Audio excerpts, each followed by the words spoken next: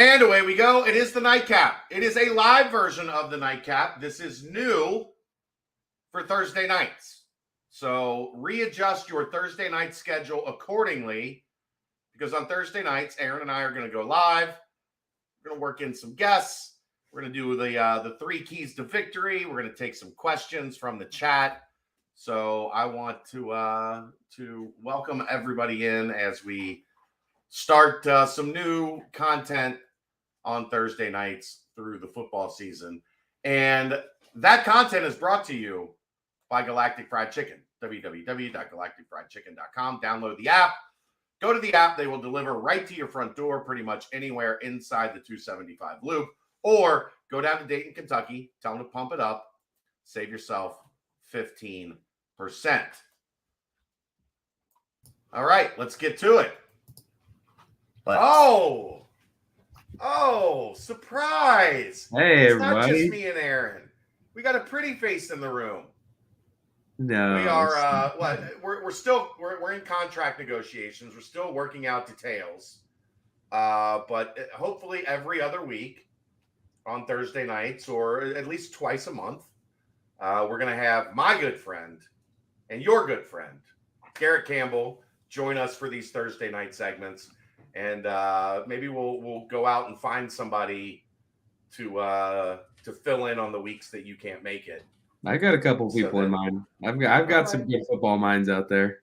All right. I like to hear that. But this is a fun new thing. We're going to go, 30, 40 minutes, I think is the targeted time for this thing on Thursday nights. Not a full length show, but get to the point, talk about the game on Saturday, preview what's coming up, maybe mix in a little offensive line talk, some big uglies in there. Oh, yeah. And get things moving. Garrett, welcome. How are you? Yeah, I'm doing great. I thank you guys for having me. It's always a pleasure to come on here. I always have a great time, bringing offensive linemen up into the spotlight here. There's a really rare occasion we're able to do this. So I'm happy to throw out some jargon and do what I can to put my guys on the map.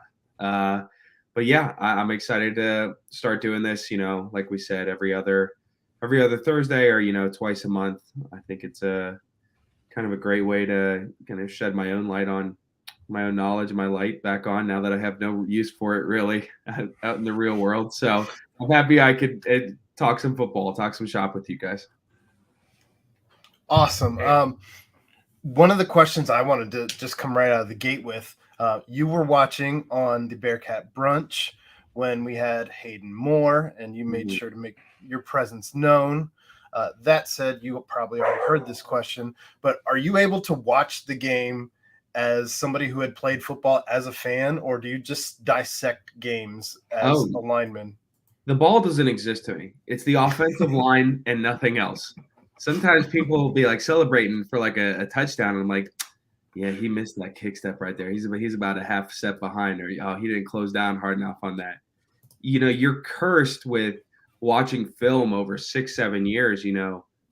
All you do is watch specific positions, and whether whatever room you're in, and from there on, you're kind of locked into even watching NFL games, other NCAA games. That's all I'm watching is offensive line, 90% of the time. And you're especially more invested when you got somebody out there. But unfortunately, I'm kind of running out of the handful of names I could still draw out of a hat that play. But no, I'm cursed to watch the offensive line, unfortunately. Cursed and a blessing, because I see the little things nobody else sees. I'll call holding calls before the ref even pulls that flag out. Oh, what happens when they miss one? Well, it depends on whose side it's for. I either turn a blind eye or, I make a little uproar. It wasn't that bad. Right? Good call. Good no call. Yeah, as a D-line, you got his hands caught underneath there. That's it. Little greasy fingers. That's it. What did before we get into looking ahead to Pitt, what was your takeaway from the offensive line play against Eastern Kentucky?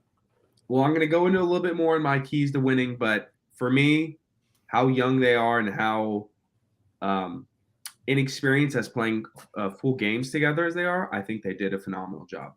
I think they did phenomenal. Really great. I saw some holes you can drive a Tahoe through. and I was excited about that. That makes for a good season ahead.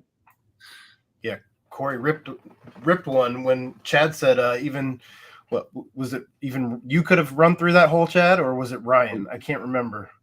Ryan. I said Ryan could have ran All through right. that hole.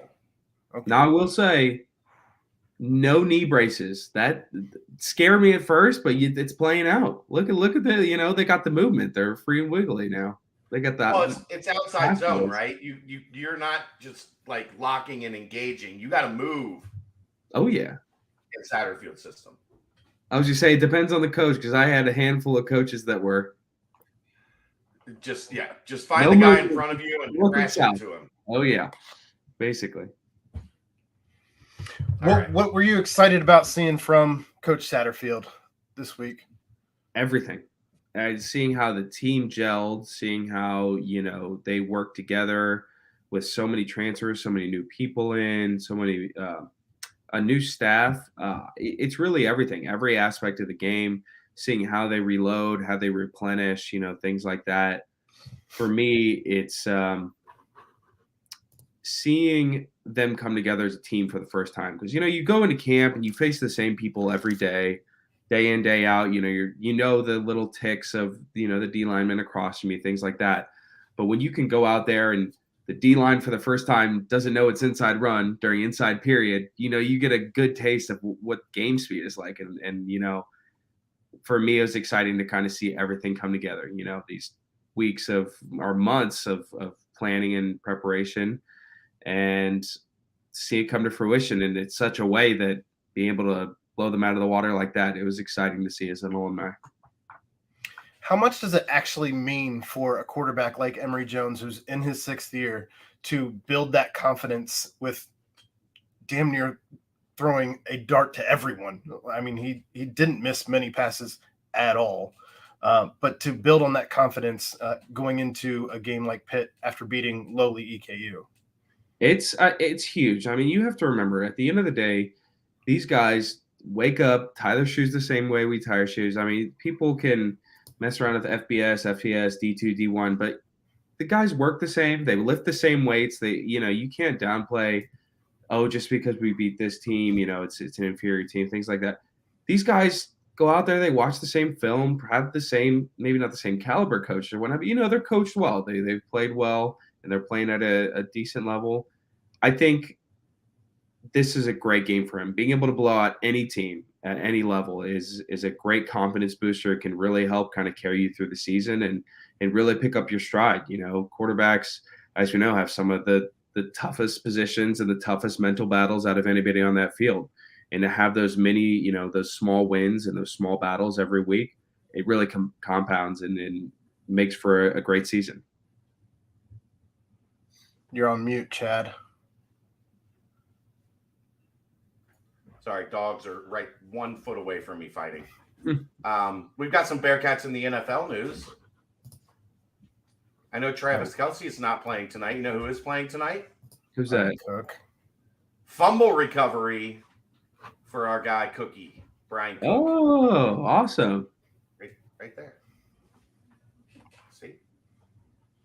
We're injury brothers. We did the exact same thing to our ankles. I love Cook. What a good Oh, dude. he's a great guy. I didn't really get to play with him a whole lot, or really at all. But from being able to interact, that was a sit-out year, right? Yeah, being able to Last year interact was with a him on the sit-out. sideline and everything. No, I don't even think he was a sit-out. Did he transfer in like the spring or something? Yeah, he came in the winter. Yeah, that was my like in last fall. January. That was my last fall, and then he joined, so I didn't really get to share a locker room with him, unfortunately. Great guy. So But I only happy heard for him. Yeah. What else you got, Chad? Nothing. Let's On get to EKU. Yeah. I mean, we Close the talked book so on much, EKU. yeah, we Right. talked so much It was about hot. EKU. That's all I could. Hot. Hot. You don't have a spot in the shade? No, we sit in the alumni section. It's right next to the band, like right off. You get full sun. So It's all right. you're I'm looking just- on my hand. Okay. I mean, So, take the ups with the downs. you're big sexy now. You're down to what? Right. Like 275? I wish, man. No, I ballooned myself back up to like 295. Should put me in some pads. I'll hop right back out Right. there. I'm right Well, at hey, plate. when Yeah, right. Playing late. You have to have an extra year of eligibility It's somewhere. I didn't get enough in when I was what I did like 3-4 years. That's it, right? That's all I remember. 6, 7. 6, 7. What's Like all these guys that are getting 6 years now, you're like, been there, done that. I had to do it the hard way. I did it without the COVID year. Come on. Yeah, you gotta did it with like really 3, mess yourself up to get that. You did it with like 3 medical red shirts. Yeah, basically. Yeah, my body feels it now. All right, let's get to 3 keys to victory. Does the guest go first or last in this segment, Aaron? I feel like the guest is just that. They are a guest. So that said, I think it's guest choice. I'll go first. I'd love to. You guys will hate to hear this, but public speaking for me, talking in front of groups it kills me sometimes. But I'm happy I'm here with friends, so I'll go first. I'm not want to get it out of the way. There's nobody here. It's fine. It's just us. You're just talking to us. There's nobody here. Okay, so my 3 keys to victory. Some of these you'll kind of hear me reiterate, like we talked about earlier. I think number 1 for me, shout out my guys, O-line to keep doing what they're doing. I think they had great pocket protection. I think they opened up some huge holes, and it's evident by the yards that they had there. I think one of Pitt's, correct me if I'm wrong, I think one of Pitt's real strong suits this year is their D-line, correct? Always. Like they have a great D-line coach. It's it's the D'Antonio tree. It's like looking in a mirror for how Luke Fickell wanted to play football. Exactly. And I think, for the offensive linemen, they're pretty much up against the best every day in practice. I don't think this is going to be, night and day for them from what they are typical or accustomed to experiencing. So for me, it's kind of keep chugging along, keep building with each other, keep doing what you did last week. Having 600, 700-yard games, there's not a whole lot of games you're going to lose. The second thing for me is keep that winning feeling alive. Starting out the season, blowing out a team like that is huge, and it's not easy. It's a hard thing to do, especially, like I said, when these guys haven't played together for a really long time and coming out and working like a well-oiled machine, that's tough to do. Machine. They were a machine. They sure were. Carrying that win, that momentum of just absolutely pouncing somebody like that, that's huge going into a big game like this. Getting that confidence up, wide receivers, Emery, running backs, everybody on the field. I'm going to talk from the offensive side because those are my boys. And we don't mess with the D-line. No, but I think being able to do that and kind of being able to assert your dominance and get a good feeling of what it's like to play at that game speed and see what your counterpart on the defensive side and your offensive side can do is huge. And I think that they impressed a lot of fans. I think a lot of fans were kind of excited to see what this held, and I think that was a great way to open it up. The last thing I would think for a key to victory is having people step up and keep making plays. I think a lot of people had a big breakout game last week. They had a lot of great receptions, and you're going to kill me for not – remind me the wide receiver number 8. Xavier Henderson. He's my favorite. He had a heck of a game. Hell of a game. It was incredible. You can say whatever you want here. Beautiful. I mean, Corey Connor did. I think, when you have big games like that, teams take notice, and Pitt's going to start, actively trying to restrict their play, start to game plan for them, and that allows other people to really kind of break out and have their own big games. And I think these guys have to just stay vigilant, stay active, get out there and chase that limelight, man. Just keep chasing that ball, call for the ball, and make big plays. And I think that's big keys to victory there. Yeah, Xavier Henderson went to Florida with Emery. They had that connection from Florida. Yeah, I just couldn't place his name. I knew his background and whatnot. Just think of it as the way we always make fun of the school across town in Norwood when you call him Xavier instead of Xavier. I was to say I'm a Saint X boy. This is a Saint X throwing out. I wouldn't. Okay. I'm no Muskie fan. Trust me. We'll punt you out of here faster. Come on now. I wouldn't tread on my own blood. All right, let's get to my 3 keys. We'll let Aaron go last because he's fancy boy this week. We'll let him debut his new graphic. I'm stealing one from him though, right off the bat. Win the battle, win the war. Got to win the turnover battle in this game. It is going to be a slugfest. You have 2 teams that rely or that count on their defense to be excellent. They want to grind you out and beat you in the trenches. So any extra advantage you can get, I think, is critical. So the turnover battle here is going to be something that's really important. Cincinnati took great care of the football against EKU. They're going to have to continue it against Pitt. 2, offensively, mix it up. To kind of go with what Garrett said, their tackle or their defensive tackles, like they want to get upfield. They want to pressure the quarterback, move the point of attack, use that outside zone, play action, bootlegs, rollouts. We saw that speed option that they used with Emory Jones and Aaron Turner.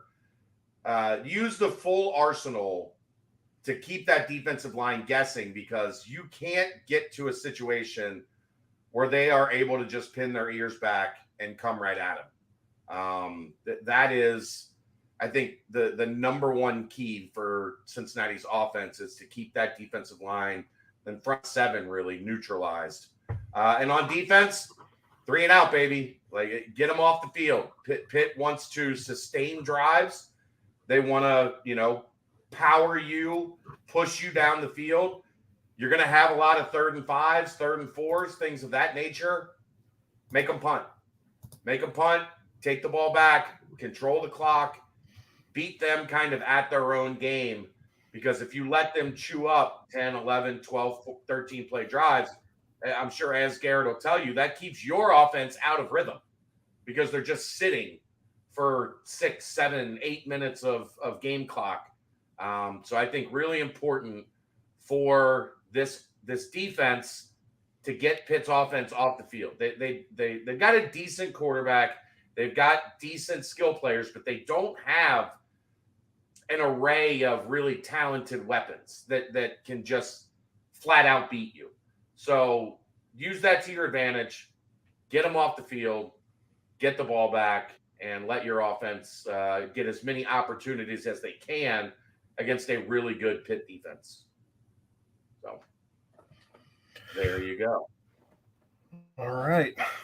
Well, I did want to shout out, I believe his name was Shane Hedmond, for sending me this graphic. He had been watching our 3 Keys to Victory last year and sent this to me for this year, and I'm excited to debut it. But this is my 3 Keys to Victory. Number 1, get rid of the ball early and often, stay loose and have fun. This kind of goes back to everything that Emory's talked about in his press conferences, essentially saying, and this kind of to Garrett's point, he's gone up against this defensive line through camp in the spring. He's seen them in practice all the time. He knows that he does not have time in the pocket against our own defensive line. So he's used to seeing a defensive line that has pressure.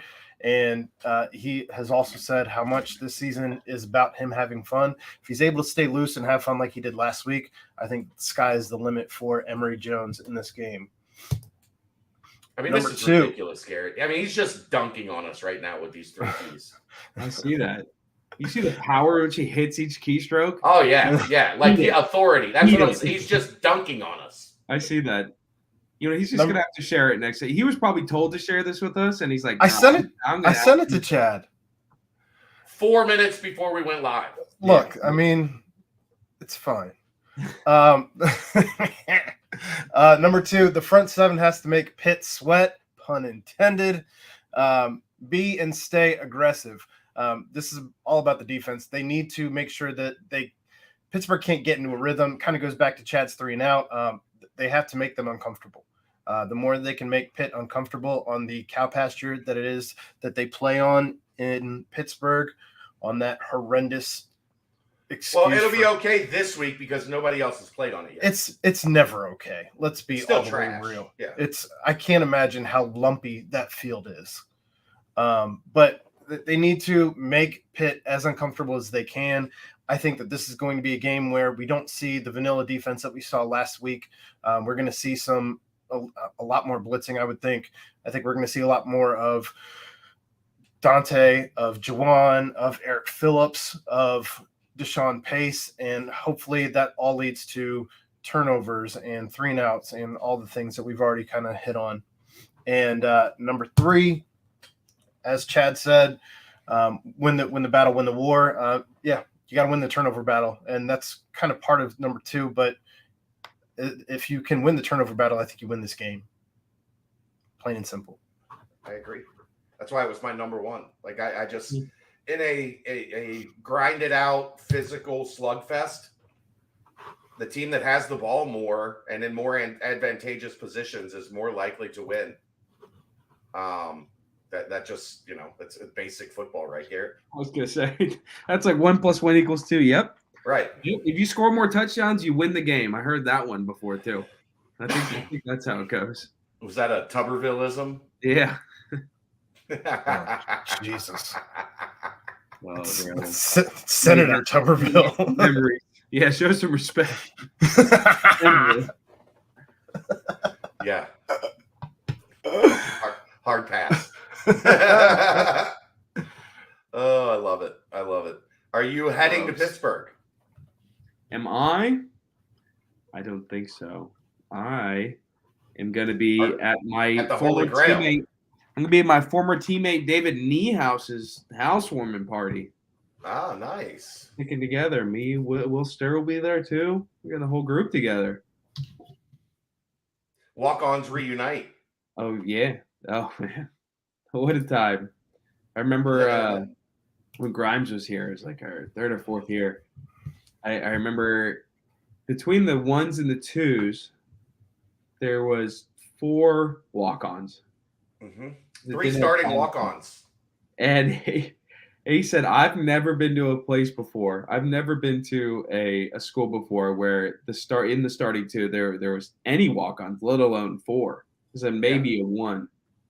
I think Will Stir started a couple games when Idarius went down as a walk-on. Yeah. I don't know. Yeah. So. And you were a captain. Like you were. Yeah.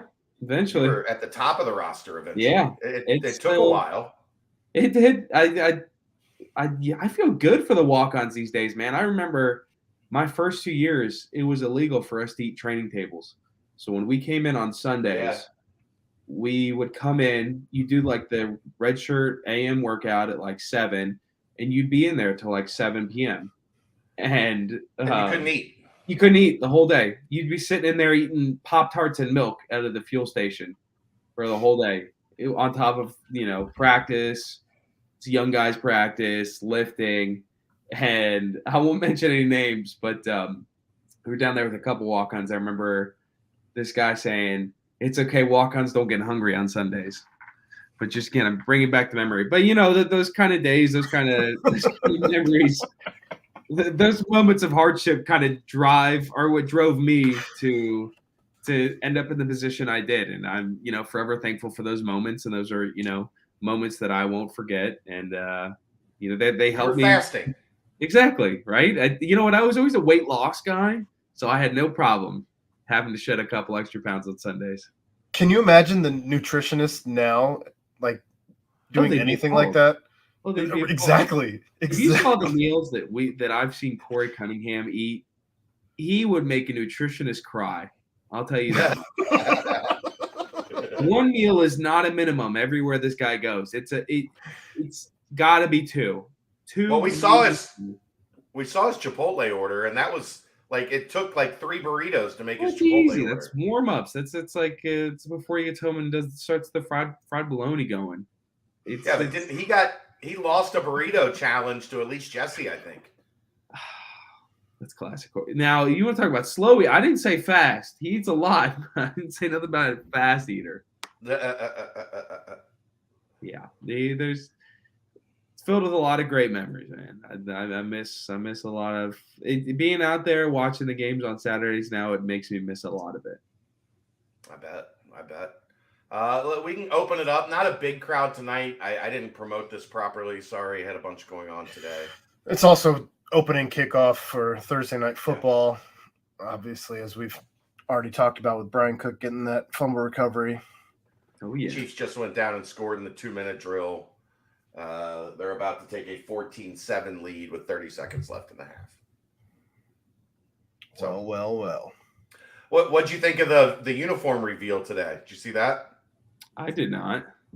Should I be I looking liked at it. I did not like our jerseys last week though. The uni combo.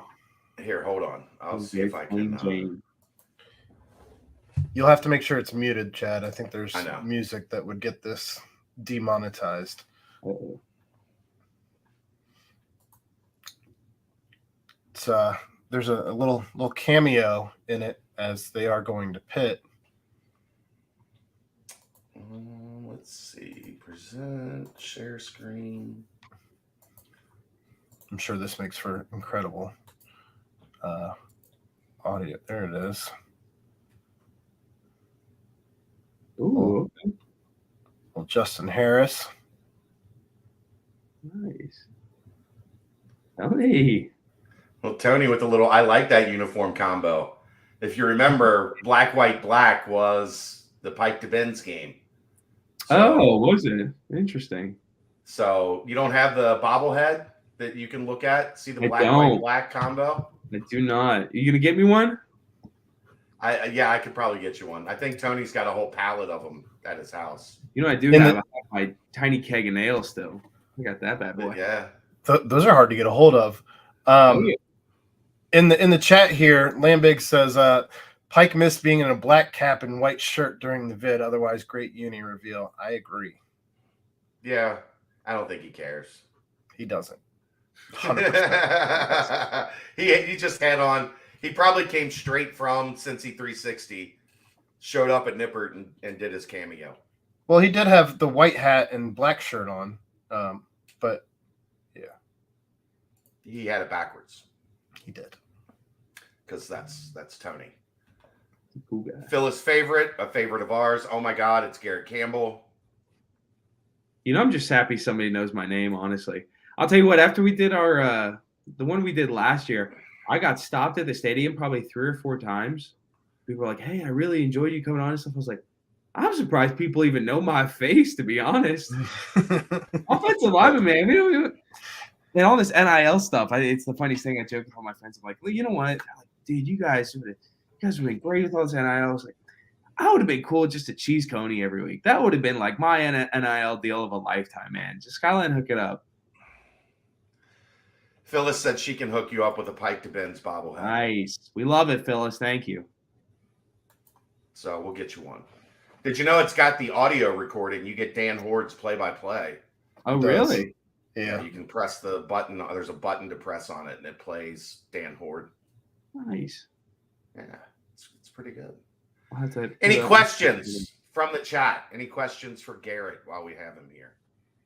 Please don't ask me like I skill said- position questions because I ain't gonna be able to answer. Yeah, You got we offensive line questions. Interior for Garrett. first step length, size, range. How would you have fit in an outside zone scheme?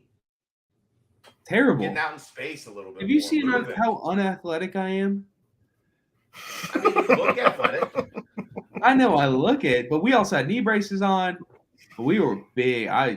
My playing weight was like 330, 325. I was big. Getting outside That's like why that. when you drop down to 295, we're like, damn, you look good, son. Yeah, right. See, you set everybody up for the expectation. You look your worst right when you leave, and then when you come back looking just it's like, wow, that guy cleans up. There was nothing more crazy than Bujnak. Oh yeah. When Bujnak dropped down to like 225.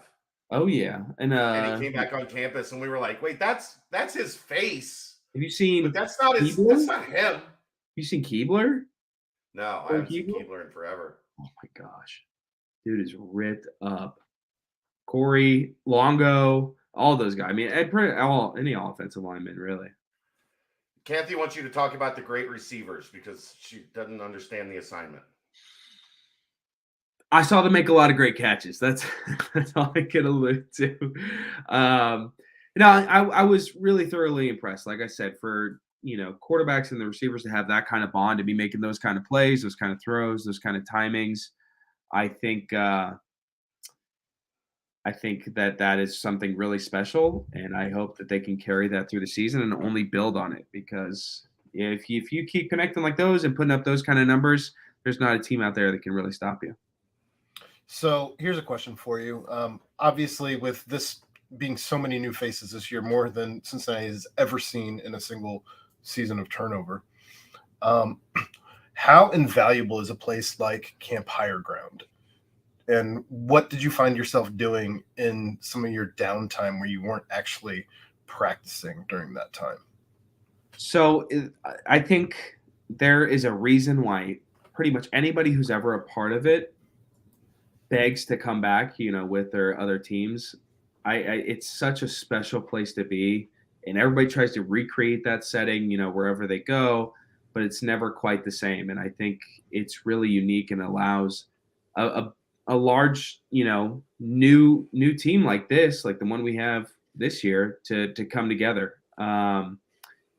There's really no other place quite like it out there, in the good and the bad ways. I mean, there is nothing to do but hang out with one another. And at the time, it seems like the most miserable, depressing thing, but it shows when the season starts and you're able to kind of make it through, because those seasons get long, injuries get long, bodies get worn out, but memories from those kind of things from places like Higher Ground stick with you and kind of propel you forward. And those bonds you make with each other really help to understand each other's why. I think that's one of the big things that is reiterated through a lot of programs is, what's your why? I think Higher Ground brings that out in a lot of people. And I think they did, correct me if I'm wrong, they did a lot of the different players, different coaches came up and explained, where they're from, their background, their why this year. Yeah. Correct? Yeah. I think stuff like that is really important. It allows you to discover a lot of things about people that you might not have otherwise known, and it helps you kind of, I would say, respect that journey more, but you play a little bit harder knowing what's on the line for them and for you, and etc. Now, as to the question of what did I do in my free time at Higher Ground, sleep. That's about the only thing. That is about the only thing you're going to be doing. If you had a good roommate, for me, it was Trout and Kendall. You crank that room down as cold as it will go. You black out those curtains, and every free second you get, you are face down on that bed. You didn't go fishing with Big Country? No. I am exhausted. Are you kidding me? We got to get up and do it again in 3 hours? Ain't no way. Did Big Country bring a gun and ask Chuck if he could go hunting in the woods? Or who brought the gun? Who brought the gun? Dr. Clark brought the guns. They went shooting one day. I do remember that. I remember talking to him about that. No, the craziest thing was watching people bring PlayStations and Xboxes. I was like, once I'm done with the day, I'm going to sleep. I'm either eating, I'm sleeping, or playing football to some degree. It's 2 weeks of just that. If you have time to do anything else, you ain't working as hard during the day. And when you're losing 8, 10, 11 pounds per practice in water weight, jeez, you are going, man, and you got to replenish all that. And the only way to do that is sleep and drink. Were you a fountain Gatorade guy at Higher Ground? Because that stuff wasn't really Gatorade; it was Kool-Aid. It's so good. Huh? What are you talking about? They had Gatorade, did they not have Gatorade in the fountain drinks, in the cafeteria? Oh yeah, that's the best Gatorade on the planet. It wasn't Gatorade. When you get the pure syrup mixed with it. Yes. Let's not stop at the drinks only. Let's talk about all the food there. Let's be honest. It doesn't get much better than that. Honestly, I don't know if my mental could make it through Higher Ground if it weren't for the ladies cooking back there. If I'm being honest. Yeah, see, we only got lunch. So we only really get to talk about lunch. You get to talk about dinner.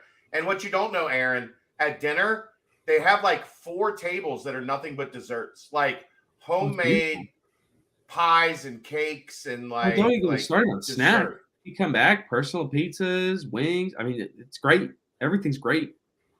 I What want to was go dinner? back just for food. What was the dinner situation? Dinner was always like, was it like fried chicken was always one.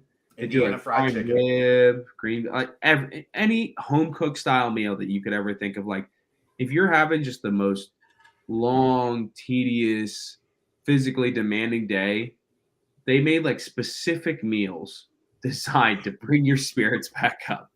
And that's what they did. And they did a phenomenal job of it. New York strip night, like they had the grills Oh, yeah. outside. Oh, yeah. Well, listen, nothing beats hotel dinner the night before. Every offensive lineman comes with 3 plates stacked on their arms. Oh, it's a must. Yeah, I'm disgusted sometimes at how much food I used to eat, honestly.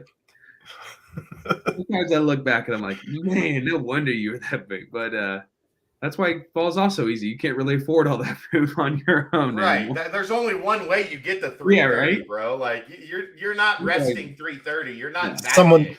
It's on someone else's dime. Of course, right? I got up. Exactly. Free food always tastes better anyway. Yeah, of course. Got that extra Phyllis has a Garrett question. Talk about your injury recovery so you could play in the bowl game.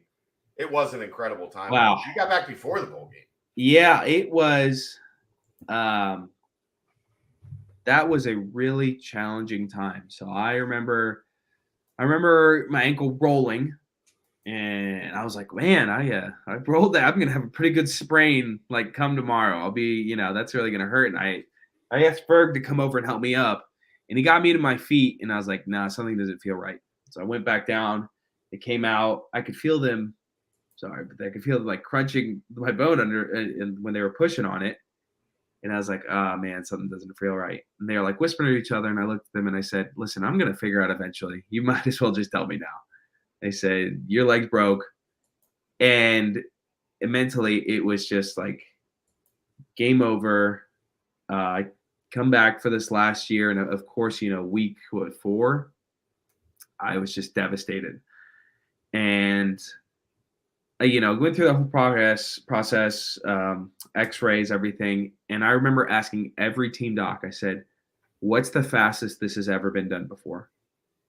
And all of them said, you're looking at maybe coming back for the bowl game. And they said, the only reason somebody has come back from that is because they were lighter than you. Somebody your size won't be able to put that much stress through his fibula without having it snap again. And my whole career there was proving things wrong and breaking those expectations. And that's what I set out to do. I remember it was the same day of the surgery. I think I went down to the training room to start therapy. Granted, that was a Tuesday. We saw you that day. Granted, I made it about 30 minutes. And I was in excruciating pain and had to go home. But that was my mentality. I was going to be in there. I was going to outwork everybody. And I have to shout out the entire training staff, Aaron, Michelle, Bob, everybody who was there did an incredible job staying with me. Aaron's great. Michelle's great. He's the best. Bob. And I've seen Bob at his best and his worst. I've seen Bob at they're the same thing, aren't they? Listen, you guys don't know freshman year Bob compared to Bob now. They have it so easy. Don't even think about getting spatted. If you're a sophomore or freshman, don't even think about getting your ankles taped. Go get your braces. Don't even think about coming in the training room if you ain't seeing 50% of snaps. That was my freshman year, Bob. But it, grinding through that was incredible. And I was chomping at the bit to play. I suited up Navy 4 weeks after. And you were so mad they wouldn't put you in. I remember, and I asked Bob, I said, Bob, can I play? Bob's like, I don't care. I don't see why not. And everybody else was like, no, absolutely not. I remember it was Navy, And then the next week was USF. Yeah. I remember crying out of frustration because Crook was like, we don't need you this game. We're up by like 20 points or like 28 points. I was crying out of frustration to get on the field. That's just how much it meant to me to be back out there. And when I got to eventually play against UCF, and that was game day, right? That's what we did, game day down there? Down there, yeah. 18. Yeah. Yeah. It was an incredible experience to be able to clearly go better out. when you were out. Yeah. Hey. I processed that for a second. Whoa. It was the hardest thing to watch those games from home on my couch. It was so painful, and it drove me to get back in the training room and work harder. And I can't thank my, Colosimo enough and the whole training staff enough for working me and get me back out there in, 5.5 weeks.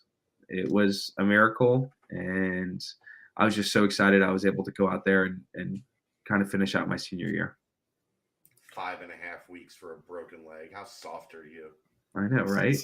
It's a fibula. It's only 8% of your body weight bearing. You don't really even need it. I was like, just cut the dang thing out. I'll play without it. I don't care. Yeah, just cut your fibula out. Yeah, who cares? I don't need it. So tell me what it means to you as we're getting ready to enter Big 12 play in just a couple weeks, to have been a cog in this machine to get the Cincinnati Bearcats into a Power 5 conference and playing meaningful football. I am ecstatic. I didn't think it would come this fast, but I am so happy that it's here. I think that for the past couple of years, especially under Fickle's guidance, we made a great showing, and I think it's well-deserved. It's well-earned. Making it to the playoffs like that, having great seasons back-to-back like that, I think I'm just so honored to be part of this program, and not only myself, but all the guys who came before me, all those alumni that put that sweat and grind. And, even those 3-8 teams, even some of the down, everybody played a part and put a brick into building it up to what it is today, into the national recognition it has now. And I'm just excited for these guys to finally get the opportunity to say they're part of a Power 5 conference, to play in a Power 5 conference, to kind of show everybody that we should have been here a long time ago. And I'm excited to prove that to the nation moving forward this season and continuing on that path. Your thoughts on the Big 12 just tweeted, the Barstool Big 12 account just tweeted out, teams in the Big 12, not Oklahoma and Texas, with the most players in the NFL. Where do you think Cincinnati came in?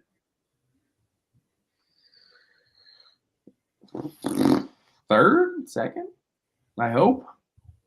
Second. Nice. I'll tell you, we produced some players, man. TCU was number 1 with 26, Cincinnati with 25. We're right there. We're good. Cincinnati's also tied for 27th most of any school in the NFL. Wow. So you played with a lot of dudes.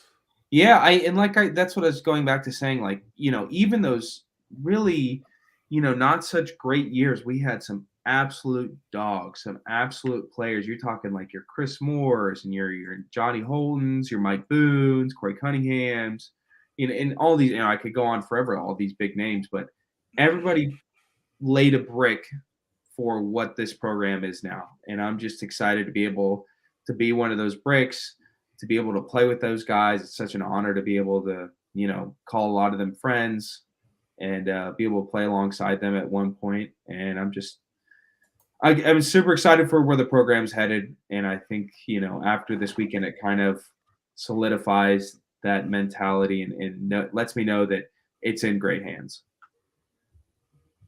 For sure. Anything else, Aaron? It's about where we wanted to have it, right? About 40, 45 minutes. Good little chat with Garrett. You guys will get used to this a little bit more as time goes on. We will be live. If you're watching this on tape, we will be live on Thursday nights. I've got volleyball with Kelsey. Aaron's got football with Max, his crew, with Max. So it'll probably be about 9. Garrett's going to join us as often as possible. and he says he's got some ideas for people we can have when he's not on. So we'll let him. You can be the producer, the co-executive producer of this show. I'll take the crown there. Thank you. Yeah. Get Trout on here one week. That's number one in my mind right now. The two of us in a chat together. It can get a little crazy, but I'm excited for it. Oh no, that's long. See what we're doing. This is we're warming you guys up for next year because there is going to be a Garrett Campbell, Kyle Trout show of some kind on the network next year. So he's been talking about this show for like months. Oh yeah, I talked to Garrett about it. Listen, this is you gonna pay me $1 million. You should just call it like Fish Soup because of Trout and Campbell. Yeah, we'll call it the Fish Soup show. Fish Soup, I like it. Who knows? I like it. Crypt Keeper. He had one more question, Mr. Garrett. If there's a Nippert Stadium you'd like to see, what would it be? Man, I love the I don't want to say the oldness of Nippert, but just the kind of uniqueness of it. And there's not a lot I would change. I wish the $1 million question, how to get more seats in there, because it seems like you're selling out crowd after crowd. I don't know. That's tough to imagine. I wish they'd bring back the big Bearcat. What they run out of? What happened to that? What happened to the big blow up Bearcat? I want to see that come back. I think they sold it. I think it's somebody owns it now. I think. Who buys that? Who would buy it? If you saw it on an auction or whatever, I'd buy it. If they put the River City Rivalry Trophy up, I'm going to buy it. Stick it right there. That's true. I wish they'd bring that back, but I wish they'd be able to get more stands in there somehow to kind of pump up to the Big 12 numbers here. And but the $1 million question is where. But I think they've done a great job in my time there, building the press box and everything, redoing the weight room, redoing a lot of the places. They've made huge advancements so far. It's kind of, and even this year alone, I mean, they talked about all the different various, vendor points and adding TUC in and everything. I think they're doing a great job, and I think they're going to continue to keep doing a great job. But and the indoor, I mean, there's a lot of great things they're doing. So I don't know if there's anything particular I'd see upgraded, but for now, I think they're just everything they're doing is spot on for what we need. Love it. All right, let's rock and roll, Garrett. You're the best. Thank you, guys. Appreciate you, my brother. Always a pleasure. We'll talk to you before Oklahoma. How about that? Okay, sounds great. All right, that's the nightcap. Thanks to Garrett. Thanks to Aaron. Thanks to Galactic Fried Chicken. We'll see you next week. Guys. Yeah. Right here on Bearcat.